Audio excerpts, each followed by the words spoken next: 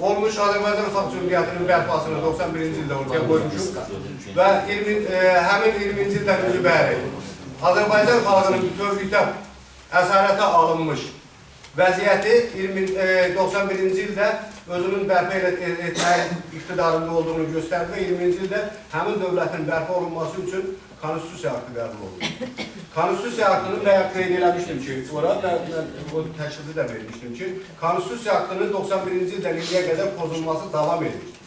Və bu günə qədər də o konstitusiya aktı hər gələn siyasi tərəfindən, o cümlədən bizim hakimiyyətimiz tərəfindən pozulub.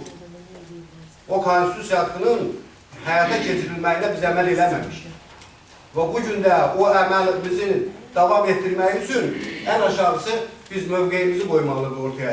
Gerçəkdən mi Rəsulzadənin yolunu açıyıq?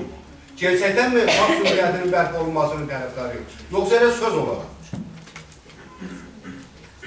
Əgər bu əqidəmiz, əxlaqımız budursa onu ortaya qoymalıyıq. Cəmiyyət 95-ci ildə bir yazım vardı, bilmirəm, Mirhamid Ağanın yazımları yoxsa yox, Cümhuriyyət qəzetinə vermək istəyirdik, nə sonunda da getmədi. Biz nə istəyirik? Biz nə istəyirik sualını hələ cavab verə bilməmişik. Biz evimizin içində cavab verə bilməmişik. Cəmiyyətdən danışırıq. Evimizin içində məni tanımırlar. Niyə, nə istəyirəm? Belə bir sətrə düşəndə ağsaqqal deyir ki, təkcə sana qalıb bölmüşəm. Bunu deyir, çünki içimizi bilmirlər hələ. Xalqdan danışırıq. Hələ öz ətrafımızda, hamımızda o gündür. Heç kimdə döşülə döyməsin. Ən baş xarabı mənəmcə mən bu cürdür. Mən bunu deyirəm sizə. Cəmiyyətin adından, xalqın adından danışmağa məncə ehtiyac yoxdur. Bugün biz nə istəyirik sualını qoyulduq ortaya. İnqilablar olacaqsa bu bizim mövqeyimizdir. Qəbul olunacaqsa o xalq ortada olanda bizim təklifimiz ki, bizim bu mövqeyimiz var orada da ay inqilab etmiş xalq. Harasına gedək? Buna mı gedək? İşıq yanan tərəfə yoxsa itirən tərəfə? Deyəm o vaxt itirən tərəfə geçsəydi, gedib kəndə çıxacaqdı. İşıq yanan zaten çıxdı. İşıq yanan tərəfə getdi devər asıya. Parlamentdə deyib də burada. Yaxında dedilər də parlamentdə. Bilmirəm, o yəni ki, öyle bir məsələdir. O cüzdanın nağılı yalanmış məsələdir. Onu heç kim deyil, mən təzə demir. Yəni mən bir şey deyirəm. Yəni inqilab da olacaqsa, nə də baş verəcəksə, bu xalq təşkilatlanmış formada ortada olanda bu bizim mövqeyimizdir. Biz bunu istəyirik, yay xalq. Seçərsənsə bunu seçərsən. Seçməyərsən o birisini seçərsən. Nə seçərsən, aqibətində o olacaq. Və bu yekunlaşdırmaq nədir? Ciddi şey danışıyorum. Qeyri-ciddi danışıramda yekunlaşdırır. 6 dəqiqə ola bilmez, 4 dəqiqə keçir. 1 dəqiqə. Biraz kısa danışın. Mən yenə də məsələyə ciddi yanaşmağın tərəfdarıyım. Bu bizim cəbhəçi olaraq mövqeyimizdir, əqidat olaraq mövqeyimiz olacaqdır. Və bu bizim cəmiyyətə nə istədiyimizi və qeyri-müəyyənlikdən çıxa biləcəyimiz bir addımdır. Qeyri-müəyyənlikdən çıxır. Hamı prezident istəyir. Hamı aramızda dafa gelir, nə bilim aşağı. Ağanın nəyə əsir? İsadan, iddiada da ağa işləsin çıxar.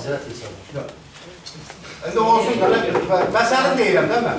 Bu qeyri-müəyyənlik, bu cılız davalar, bu ideyaya söykənməyən, heç bir ideoloji sistemə söykənməyən, heç bir vahid düşüncənin altında olmayan bir davaları hara aparır, nətər aparır, niyə aparacaq? Apara biləcəyik mi? Və olmayan şeyi hara aparır sana? Nəysə ortaya qoyub aparmaq lazımdır da. Və ortaya qoyacağımız məsələ ənənəvi olaraq, irsi olaraq bizə gəlib çatmaq babalarımızın qoyduğu bir yol var. O yolu götürəcək və aparacaq. Milli demokratik düşüncənin ancaq ad olaraq qalması bu məmləkəti də, milləti də, cəmiyyəti də, xalqı da məhv edir. Hələ də mən fərdi qaydada dostlarla söhbət edilməsində demişəm. Hələ də biz Heydər Əliyevin ortaya qoyduğu şəxsiyyətə pərəstiş düşüncə meydanında oynuyorduk. Oradan çıxmaq lazımdır. Qaydın Elçibəyin meydanında, Rəsulzadənin meydanında. Orada oynuyuq, xalqa məhəbbətlə oynuyuq. Vətənə, dövlətə sevgi ilə oynuyuq. Mir Mahmud Ağaya, Əli Kərimova, hisiyə sevgi ilə yox. Amma vətənə, millətə, dövlətə sevgi ilə oynamaq olmaz. Ümumiyyətlə sevgi ilə oynamaq olmaz. Yox, yəni mən ruhu oynamaq da gedir. Kristalman əksində var, değil mi? Yəni mən o mənada deyim. Mən çox üstün, mən onun üçün də birinci təşrif elədim ki, bu məsələni götür qoy eləyək, müzakirə eləyək ki, buradan çıxanda O oturuşsun bizlər ki, biz nə istəyirik?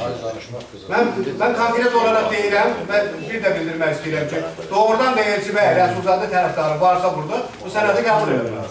Əks təqdirdə mən hesab eləmirəm ki, bu sənətin əleyhinə səs verən, mən hesab edirəm ki, cəbhəçilikdən uzaq bir